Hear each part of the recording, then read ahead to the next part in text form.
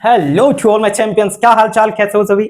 I hope आप सब मस्त जबरदस्त होंगे। देखिए, हमने क्लास 10th के लिए बोर्ड एग्जाम की क्लासेस स्टार्ट कर दी हैं, जिसमें हम आपको यूट्यूब पर तहलका मचाने वाली सीरीज लेके आए हैं, जिसमें आपको कंप्लीट इंग्लिश का सिलेबस फ्री ऑफ कॉस्ट मिलेगा। ए टू जेड जो पेड कोर्स में होता है, सेम टू सेम वही कंटेंट आपको फ्री ऑफ कॉस्ट डिलीवर किया जाएगा।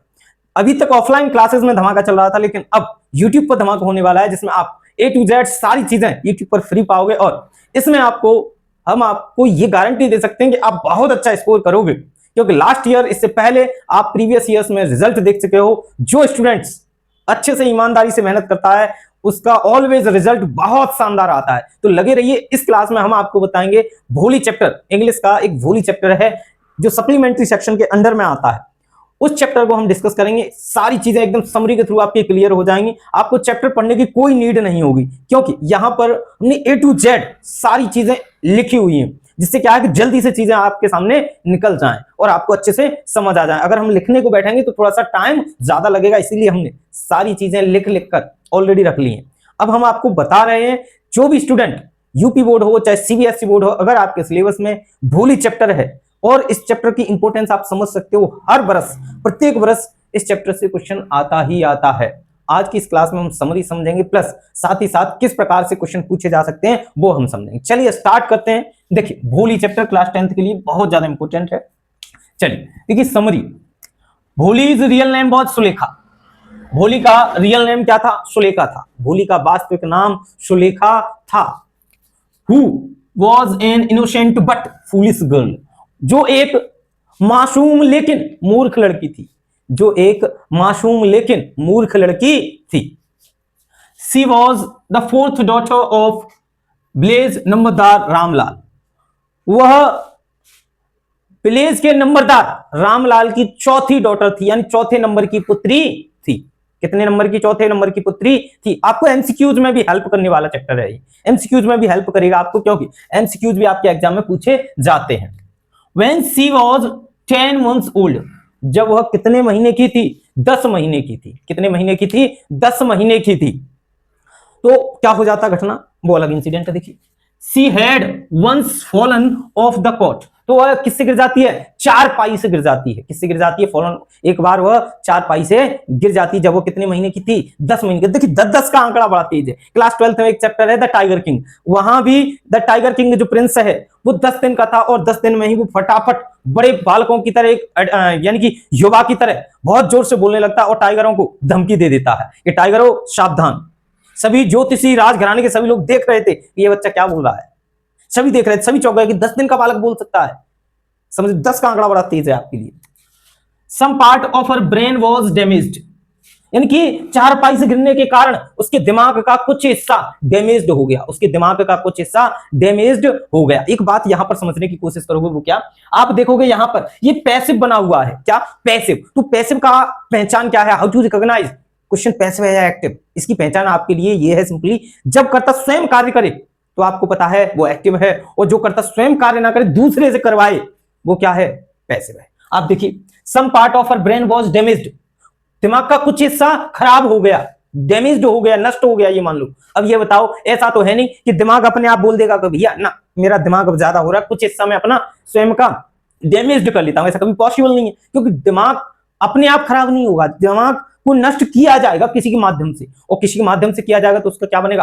पैसिव बनेगा। आई होप आपको एक्टिव टू पैसिव का जो पहचानने का तरीका वो समझ आया होगा। देखिए आगे, एट बर्थ, जन्म के समय। एट बर्थ मतलब जन्म के समय, यानी कि जब जन्म हुआ। She was fair and beautiful.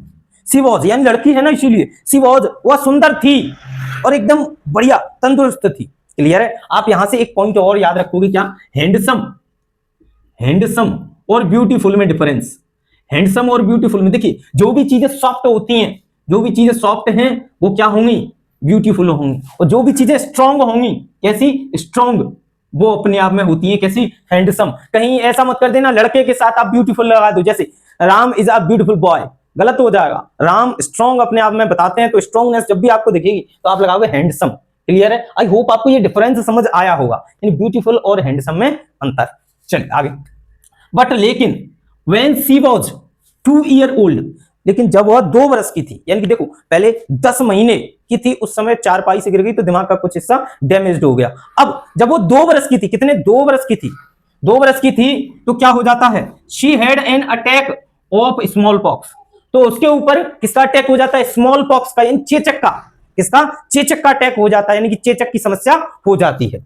Her entire body was disfigured with deep black pock marks, उसके पूरे शरीर पर डीप यानी एकदम बड़े बड़े टाइप के धब्बे हो जाते हैं, ब्लैक पॉक मार्क्स यानी कि काले काले धब्बे हो जाते हैं पूरे शरीर पर, पूरा शरीर एकदम कैसा हो जाता है, धब्बेदार हो जाता है, क्लियर है, डिसफिगर्ड हो जाता है। अच्छा यहां भी देखो पैसिव बना हुआ है, her entire body was disfigured with deep black pock marks, उसका पूरा शरीर डिसफिगर्ड हो गया विद ब्लैक पॉक मार्क्स, यानी कि डिसफिगर्ड मतलब आप बोल सकते हो एकदम बढ़िया तरीके से नहीं रहा, डिसफिगर्ड हो गया भाई। यहां भी पैसिव है, क्योंकि देखो आप अपना शरीर, ऐसा तो है नहीं कि तुम्हारा शरीर सेम ही हो जाएगा ना भैया, अभी मैं शेप में हूं तो मैं शेपलेस हो जाऊं, खुद तो एक्टिव हो नहीं सकता ना, दूसरे को, यानी आप खाना खाओगे या फिर कुछ भी इंसिडेंट हो जाएगा तभी तो आपका शरीर डिसफिगर्ड होगा ना, इसीलिए पैसिव बनाया है इसका। आगे समझिए, she could not speak till she was 5, यानी कि वह नहीं बोल सकी, वह नहीं बोल सकी, वह 5 वर्ष की थी, यानी कि वह 5 वर्ष की तक नहीं बोल पाई या बोल सकी, वह 5 वर्ष तक नहीं बोल सकी। आगे समझिए, इवन यद्यपि व्हेन शी स्टार्टेड स्पीकिंग, जब उसने बोलना शुरू किया, जहां तक कि उसने जब बोलना शुरू किया, यहां से भी ग्रामर का बहुत सुंदर कॉन्सेप्ट है, आपको याद रखना चाहिए। देखिए चाहे आप यूपी बोर्ड में हो चाहे सीबीएसई बोर्ड में, दोनों ही बोर्ड में आपको ये हेल्प करेगा, बिकॉज यहां से आप देखो ग्रामर के कॉन्सेप्ट भी हम साथ के साथ लेके चल रहे हैं। सीबीएसई बोर्ड में ग्रामर का वेटेज 10 मार्क्स का रहता है, और आप समझ सकते हो वो 10 मार्क्स की ग्रामर आपकी ऑल ओवर ग्रामर का पूरा एकदम बंडल समझ लो, सारा बंडल वहीं पे है। और यूपी बोर्ड में तो आप जानते ही हो कितना सिलेबस है ग्रामर का, यानी कि नरेशन वॉइस यहां से 2 नंबर 4 नंबर पक्के, और बाकी स्टोरी वगैरह में इसमें हेल्प करेगा, और 2-4 नंबर की और ग्रामर, यानी 10-10 का रेशियो दोनों में भाई। देखिए समझिए, यहां पर जब भी स्टार्ट वर्ब बनेगा, स्टार्ट अपने आप में वर्ब बनेगा, तो वो अपने बाद लेगा वर्ब की 4th फॉर्म। क्या लेगा, वर्ब की 4th फॉर्म। जैसे मैंने गाना गाना शुरू किया, I started singing a song, I started, मैं गाना गाने लगा, I started singing a song. लेकिन यहीं पर अगर मैं बिगिन यूज करूंगा स्टार्टेड के प्लेस पर, बिगिन, बिगिन मींस भी होता है शुरू करना, लेकिन बिगिन के बाद आएगी टू प्लस वर्ब की first form, two plus verb की फर्स्ट फॉर्म। जैसे मैं आपसे बोलूं I started singing a song, इसी को अगर मैं बिगिन से बनाऊंगा तो मैं बोलूंगा I began to sing a song, I began to sing a song. अब आप बिगिन और स्टार्ट, इसके सिनोनियम अगर आपको आते हैं तो जल्दी से कमेंट बॉक्स में छाप दीजिए, इतना बस कष्ट कर लीजिए अगर आपको सिनोनियम आते हैं तो। चलिए आगे समझिए, सी स्टार्टेड, सॉरी सी स्टैमर्ड, जब उसने बोलना शुरू किया तो वो क्या करने लगी, हकलाने लगी। स्टैमर्ड मींस क्या होता है, हकलाना। The other children made fun of her, दूसरे बच्चे उसका मजाक उड़ाते थे, दूसरे बच्चे उसका क्या उड़ाते थे, मजाक उड़ाते थे कि भैया इतनी बड़ी हो गई फिर भी वो हकला के बोल रही है, बहुत बड़ी बात हो जाती है ना। इसीलिए आप देखोगे यहाँ पर ये चिल्ड्रन प्लूरल है, इसका सिंगुलर क्या होता है, चाइल्ड। ज्यादातर स्टूडेंट को पता ही नहीं रहता, वो चिल्ड्रन का बहुवचन क्या समझते हैं, चिल्ड्रन से समझते हैं। चिल्ड्रंस नहीं होता कोई शब्द, सिर्फ चिल्ड्रन होता है, चिल्ड्रन ऑल्सो प्लूरल, चिल्ड्रन अपने आप में प्लूरल ही है, ठीक है। सो इसीलिए सी टॉक्ड वेरी लिटिल, इसीलिए वो बहुत कम बात करती थी कि भैया बात करेगी तो स्टैमर्ड करेगी, बात करेगी तो क्या करेगी, स्टैमर्ड यानी हकलाएगी, इसीलिए वो बहुत कम बात किया करती थी। आगे समझिए, रामलाल हैड 7 चिल्ड्रन, रामलाल के कितने बच्चे थे, 7 बच्चे थे। एक्सेप्ट भोली, भोली को छोड़कर, बर फेयरली हेल्दी, भोली को छोड़कर बाकी सभी हेल्दी थे। हेल्दी मतलब एकदम हट्टे कट्टे स्वस्थ मस्त जबरदस्त थे भाई साहब। आगे, they went, they were sent to school also, साथ ही साथ उनको स्कूल भी भेजा जाता, यानी कि उनको स्कूल भेजा जाता। आप एक बात समझिए, यानी कि क्लास या फिर प्रकृति का नियम है, जो चीजें कम उपयोगी हैं, जो चीजें कम उपयोगी हैं उनको फेंक दिया जाता है, और जो चीजें ज्यादा उपयोगी हैं उनको लोग एक्सेप्ट करते हैं। तो कहीं ना कहीं आपको अपने आप को सिद्ध करना है कि मैं उपयोगी नहीं हूं, आई एम नॉट यूजलेस, मैं उपयोगी, मैं यूजलेस नहीं हूं, मैं उपयोगी हूं।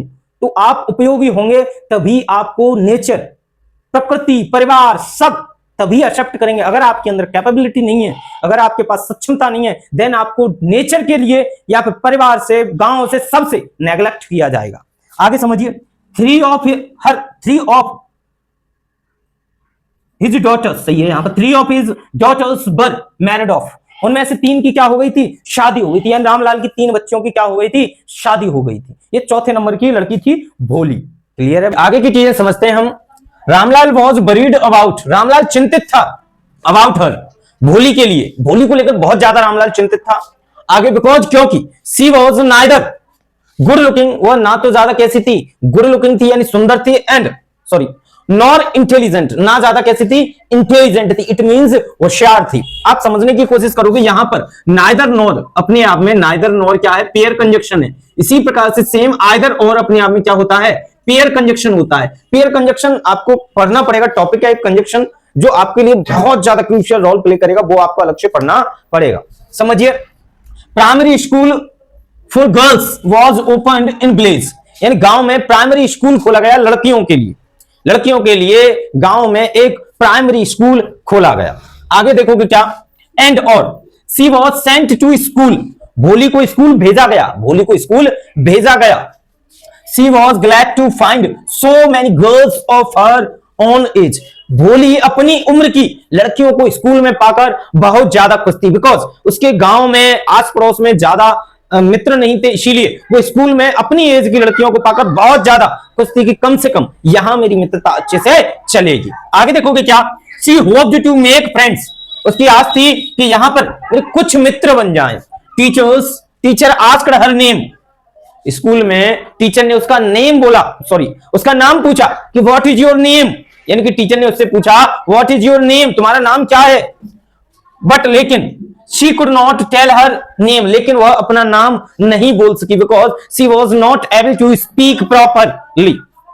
आफ्टर द क्लास के बाद teacher called her in a soft and soothing voice, यानी कि आप देखोगे क्लास के बाद टीचर ने बड़ी ही शांत और अच्छी आवाज में उससे पूछा, क्या पूछा, she had never been called that like that, यानी कि इस प्रकार से आज तक उससे कभी भी इस प्रकार से नहीं बोला गया था। यानी कि आप देखोगे इतने प्यार से, इतने एकदम तमीज से आज तक किसी ने नहीं उससे बोला।